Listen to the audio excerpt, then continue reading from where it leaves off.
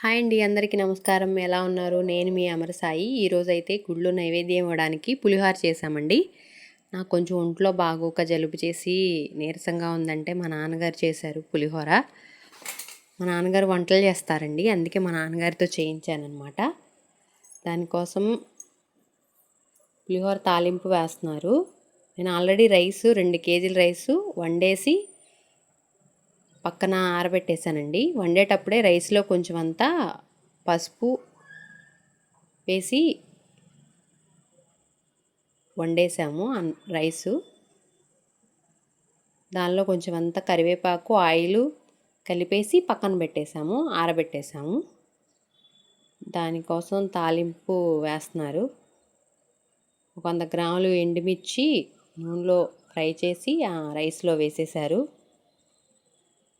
Oil కొంచెం ఒక 200 ml వరకు ఆయిల్ వేశారు తాలింపు కోసం.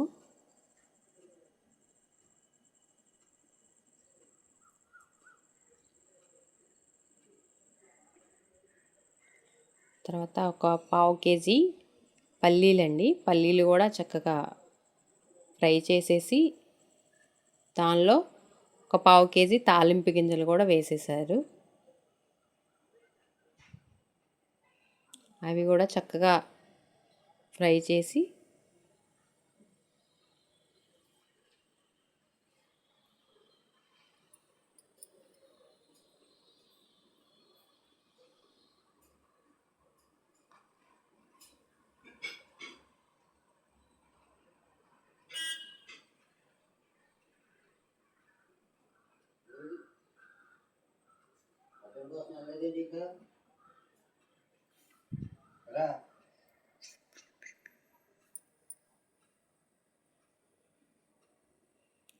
ఒక 100 గ్రాములు పచ్చిమిర్చి కూడా ఆయిల్లో వేసేసానండి.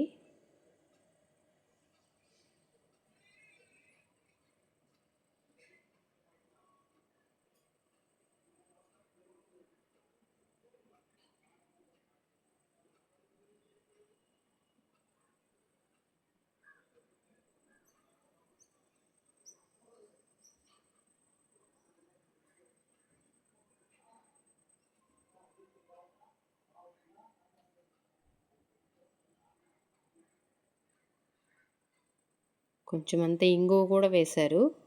చింతపండు పులిహోరలో ఇంగువ కంపల్సరీ వేయాలి కదండి. ఇంగువ వేస్తేనే ఆ టేస్ట్ బాగుంటుంది కదా.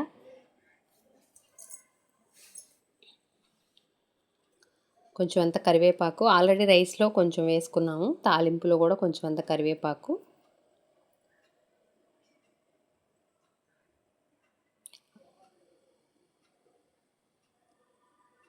ఆల్రెడీ చింతపండు ఒక 350 గ్రామ్స్ నానబెట్టుకొని గుజ్జు తీసేసి అవి ఉడకబెట్టి పక్కన పెట్టేశానండి. తాలింపు గింజలు పల్లీలు అన్నీ ఆ రైస్లో వేసేశారు. కొంచెం అంత ఆయిల్ ఉంచి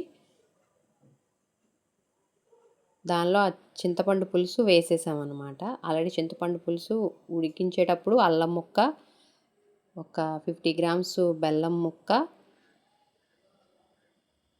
ఒక 50 గ్రామ్స్ పచ్చిమిర్చి వేసి చింతపండు పులుసు ఉడకబెట్టేసాం. ఆ చింతపండు పులుసుని తాలింపులో వేసేశారు.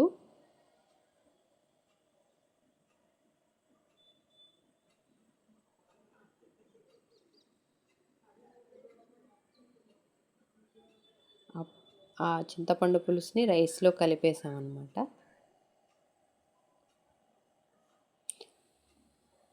ఉప్పు కూడా ఆ పులుసులో ఉడికేటప్పుడే వేసేసామండి, సరిపడా ఉప్పు.